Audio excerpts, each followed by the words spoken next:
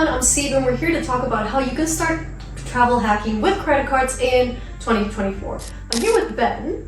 I've had the opportunity to stay on free, some of the best hotels in the world thanks to Ben, all for free, and he's going to tell you how you can do it too in 2024.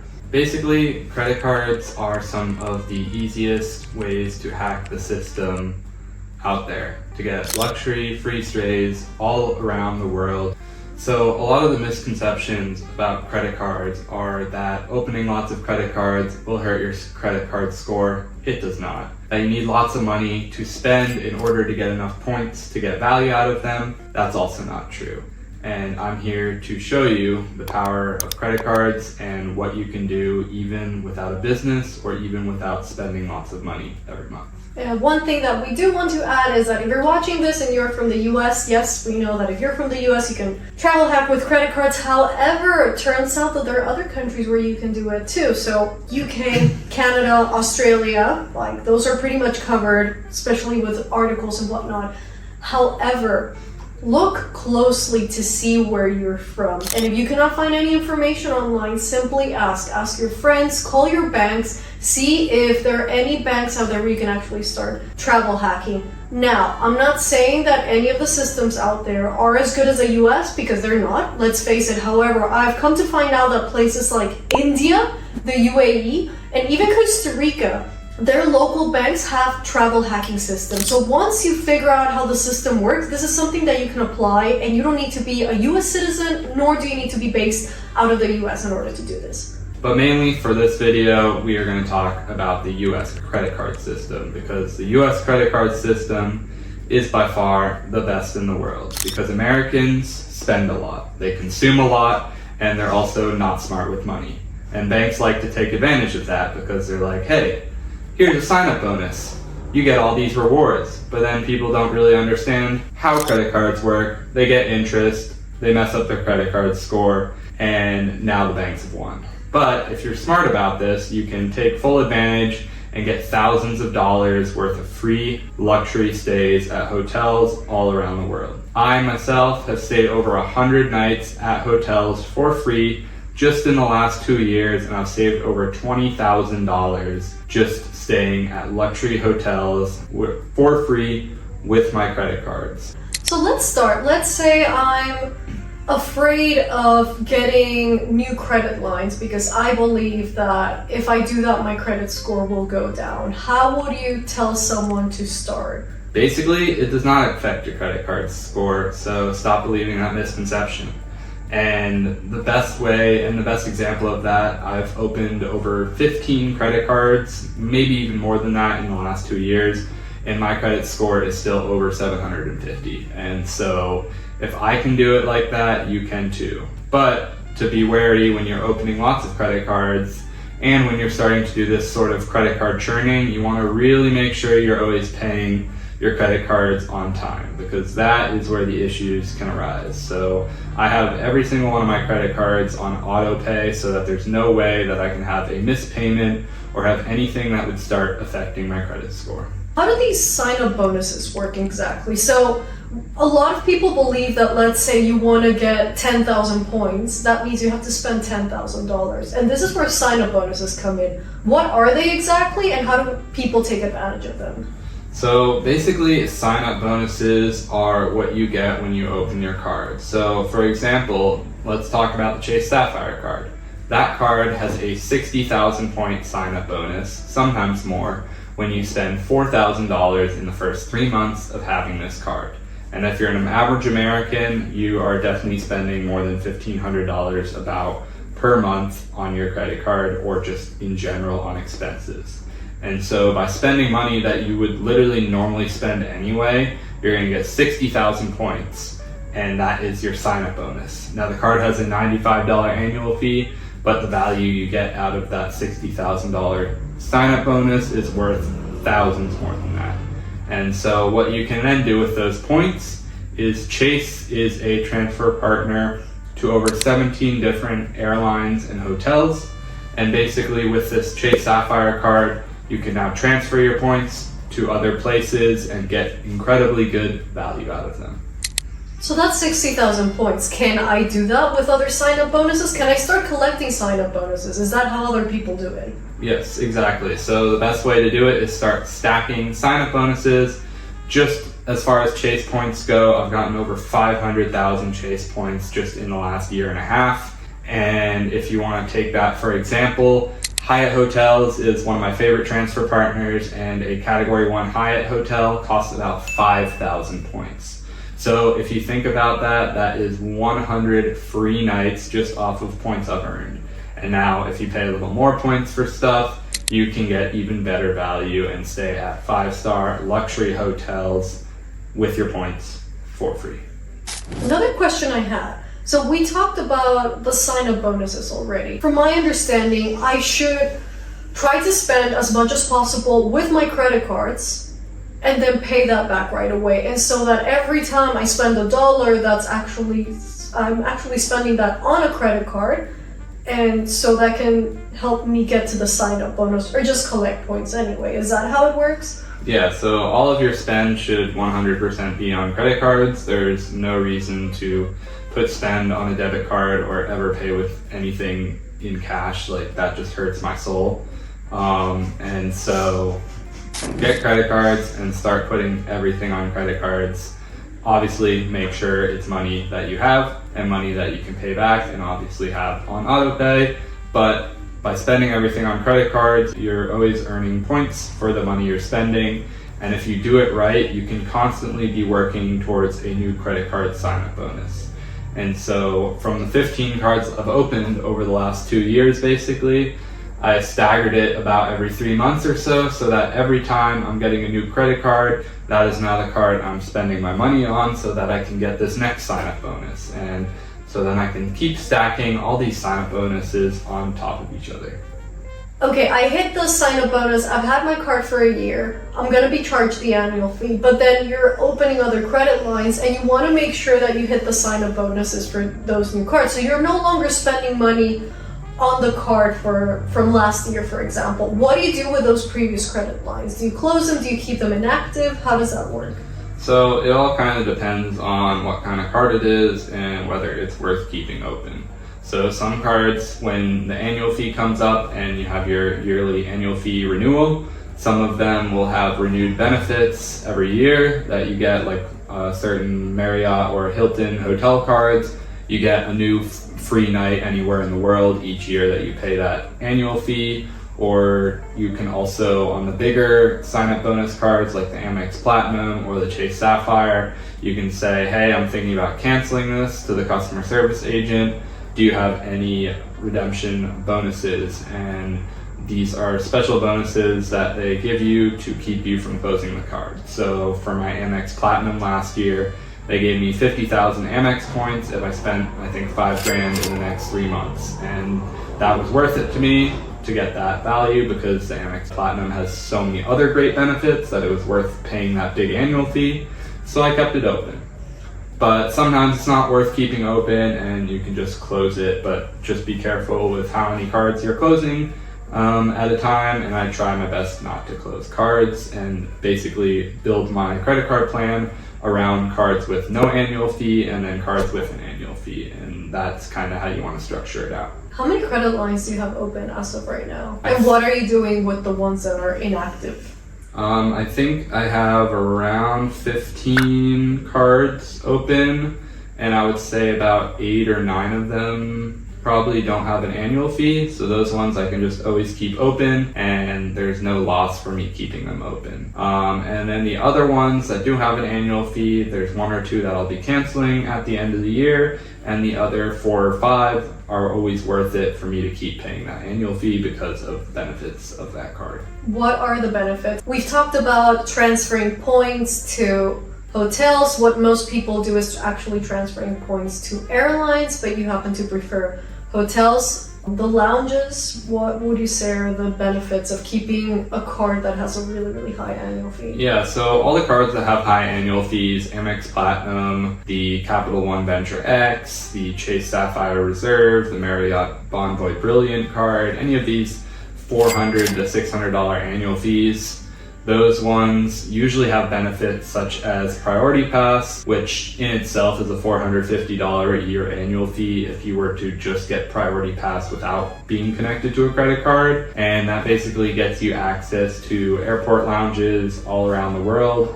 I travel full time, and so I've probably gone to maybe 30 different airport lounges this year, and in my entire last 2 years of flying, I've spent exactly $0 at the airport, because there's always an airport lounge where I can get free alcohol, free food, have a place to chill that's quiet and nice with good Wi-Fi as long as I want until my flight, basically. Then there's such memberships such as Clear or TSA PreChecked that come with some of these cards. There's like luxury hotel credits. Some of them have hotel credits in general, like you get $200 a year in credit towards Hilton. They all have different benefits. Some are worth it for you, some are not worth it for you. It just have to look at the card and see whether that's a card that's worth getting those benefits and that you can make use of it. For people who are scared of travel hacking or collecting cards, what kind of advice would you have for them? Because I know plenty of people who are actively out there spending, and we are not, by the way, in any way, you don't have any debt, do you? I do not have any debt. No, neither. Very minimalistic. Exactly, neither do I. We're not encouraging people to go out of their way to spend money so that they can go ahead and then pretend that they have free money from points. It doesn't work that way. All we're asking people to do is you spend money every single month. You spend money on groceries, you spend money on gas, car maintenance. There's some credit cards that will allow you to pay rent. Like literally you can pay rent. So let's say if your rent is $1,500, $2,000, those are $2,000 that you could literally spend on the credit card, pay it back immediately, and then bam, you've spent $2,000 on a credit card that you were not thinking about spending. So what we're basically telling you to do is to move all of your expenses to credit cards, be responsible and pay that back right away, and don't go out of your way to spend more money than you think you should just because you want to hit that specific spending goal. Another thing, I personally don't spend much, especially if you're not based out of the US. Your expenses can be really, really small. If I needed to hit But as far as personal cards, I think the highest sign-up bonus is like spending $5,000 in the first 3 months. So if I was not able to spend $5,000, I would probably ask one of my friends to see if I could buy stuff for them, and then they can pay me back immediately. That's another way to do it. But going back to what I said before, if someone is a little bit hesitant about travel hacking or opening new credit lines, what would your advice to them be? I mean, just start small, go one card at a time, obviously, and kind of see if it's working for you and that you can stay on top of having this card on autopay. Start with cards that have no annual fee. I mean, I have a whole credit card blueprint, but the two main cards that I always say to start with is the Chase Freedom Flex and the Chase Freedom Unlimited, or it might just be called the Chase Freedom card now. I know they made some changes, but both of those cards have no annual fee, and you literally have to spend $500 and you get $200 back. But those $200 come in Chase points, so you get 20,000 points per card with no annual fee. So that's 40,000 points right there, equal to $400 if you just cashed it out right away. Which is not worth it. Which is never worth it. Or once you get the Chase Sapphire card, those three together is now over 100,000 points, and you're able to combine all those points onto your Chase Sapphire card. And the Chase Sapphire card, since it's a second tier card, you're able to now transfer all the points from the three cards to these transfer partners, airlines, and hotels. And so those three are the three that I recommend always starting off with, because it's a $95 annual fee and two $0 annual fees. And so there's really, really no risk. And the value you get from those cards is amazing. That's literally $1,000 if you just cashed it out, which you should never do. But like even worst case scenario, like the ROI is amazing on just spending money that you would normally spend anyway. So you mentioned that you prefer using cards abroad. So when you transfer those points into a hotel in the US, is the ROI high, low, and what would you recommend people doing? The value on transferring your points to hotel or airline partners on stuff in the US is not always the greatest value. Hyatt hotels still has by far the best point redemptions, as you can still find hotels in the US for about 5,000 to 8,000 points.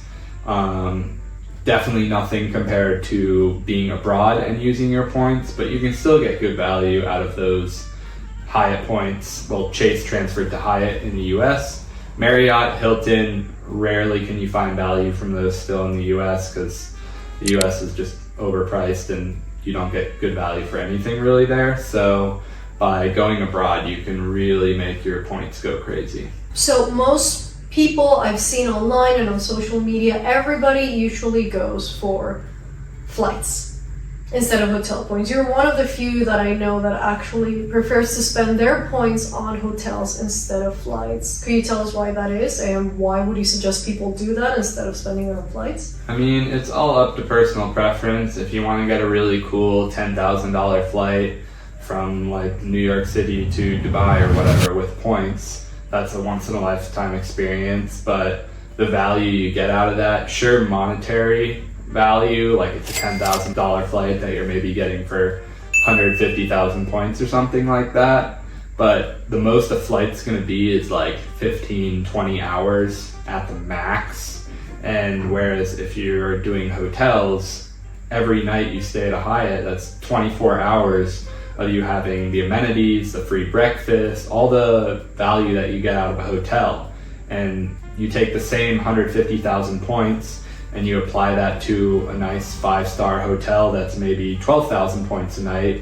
We just stayed at an incredible category 6 hotel, or no, category 4 hotel in Abu Dhabi, Grand Hyatt, unbelievable, with free breakfast and free dinners through the Regency Lounge. And that was 12 or 15,000 points a night. So for that same price that you just got this free flight, you can get 10 entire nights at this luxury hotel.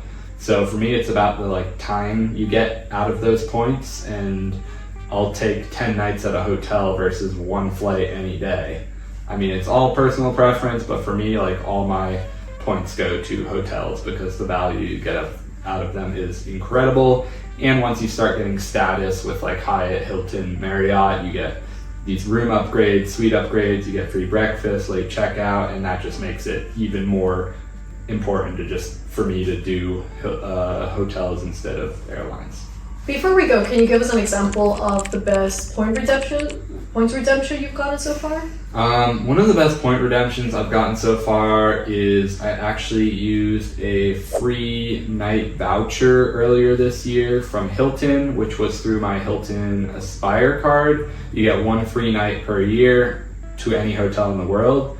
And so we stayed at the Waldorf Astoria in Beverly Hills, which usually costs $2,000 a night for the suite we were in, and we paid nothing.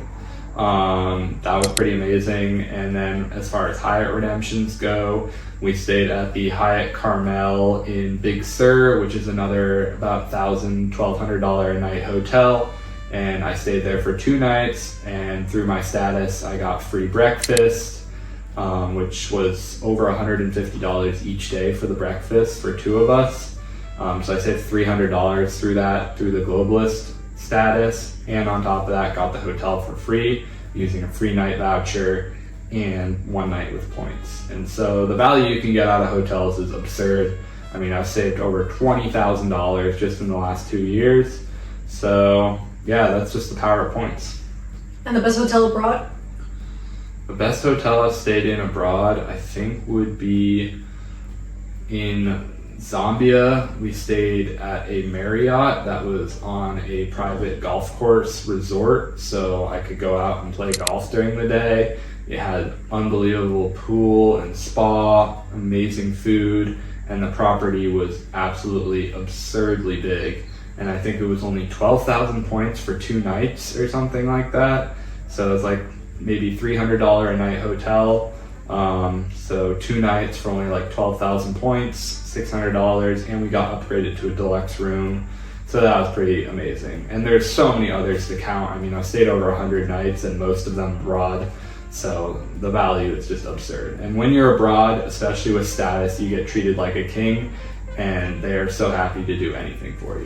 I can attest to that. That really is true. It's amazing the things that they'll go out of their way to do. Ben, is there anything else you'd like to add before we leave? When people are starting off on their credit card journey? I think the biggest thing when you're starting out is to be aware of the 524 rule with Chase, which means that you can't be approved for more than 5 cards in 24 months, or you can't get approved for any Chase cards or Chase related cards anymore. So that's why I advise starting with the Chase cards first. So you got the Chase Freedom, Freedom Flex, Chase Sapphire, maybe the Hyatt card. You got a couple different options, and I have a whole free blueprint on the exact order to do it in so that you don't get screwed over by that Chase plan.